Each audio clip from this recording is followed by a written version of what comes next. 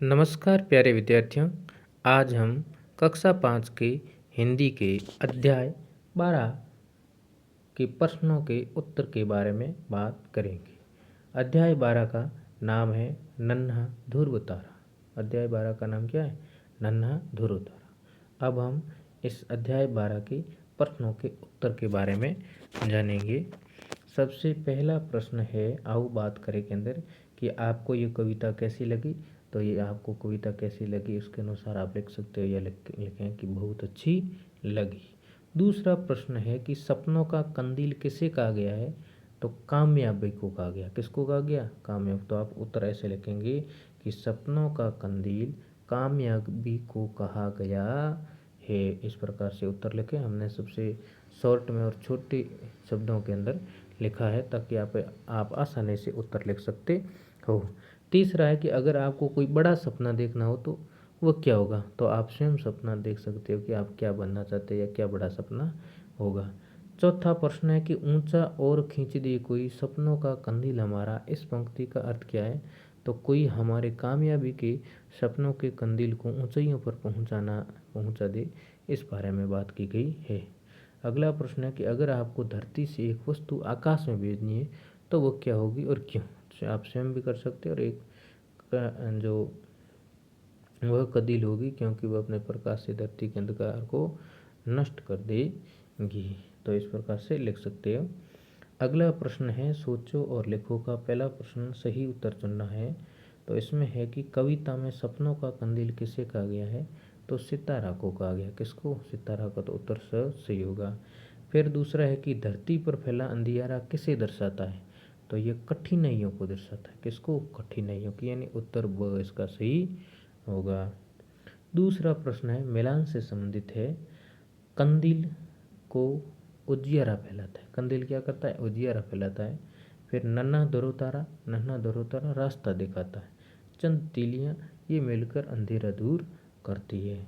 तीसरा प्रश्न है रिक्त स्थान से संबंधित है कि रिक्त स्थानों की पूर्ति कीजिए। तो सपनों का रिक्त स्थान में आएगा कंदील। क्या आएगा? कंदील हमारा। सपनों का कंदील हमारा।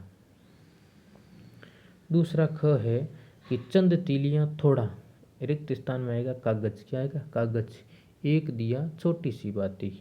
ग है जिसने ठोकर खाई वही बना नन्हा ध्रुव तारा।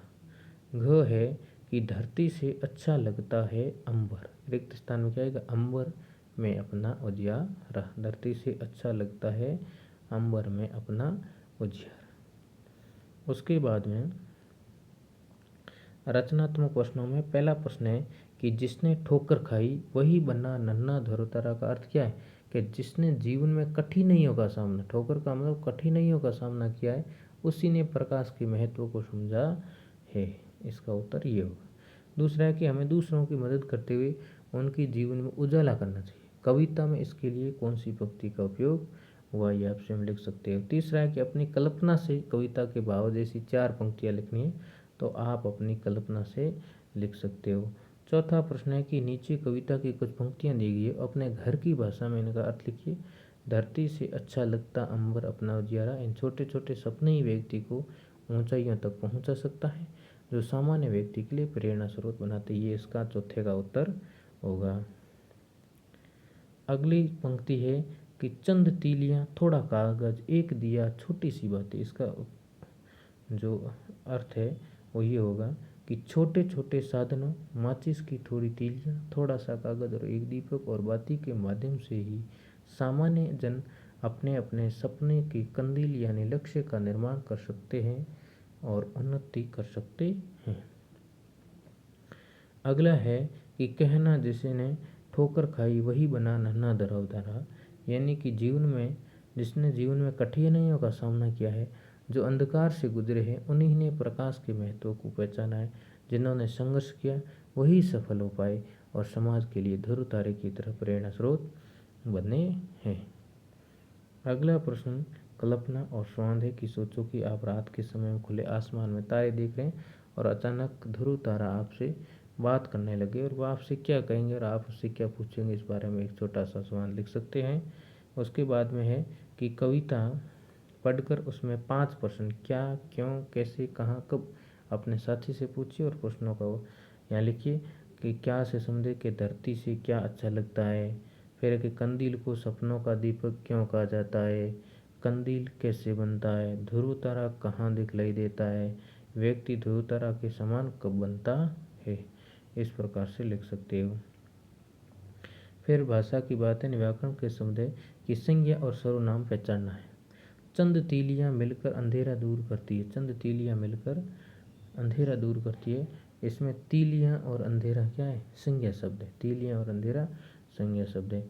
उसने अपने सपनों का दीपक जलाया, तो इसमें सर्वनाम क्या होगा, उसने। सर्वनाम क्या होगा, उसने। और संज्ञा क्या होगा, दीपक। फिर है कि नन्हा ध्रुव तारा हमेशा चमकता रहता है, तो इसमें संज्ञा शब्द है हमारा, सॉरी ध्रुव तारा। फिर है कि मेरा सपना ऊंची उड़ने का है, तो संज्ञा शब्द होगा सपना, और मेरा है ये सर्वनाम। मेरा क्या है, सर्वनाम।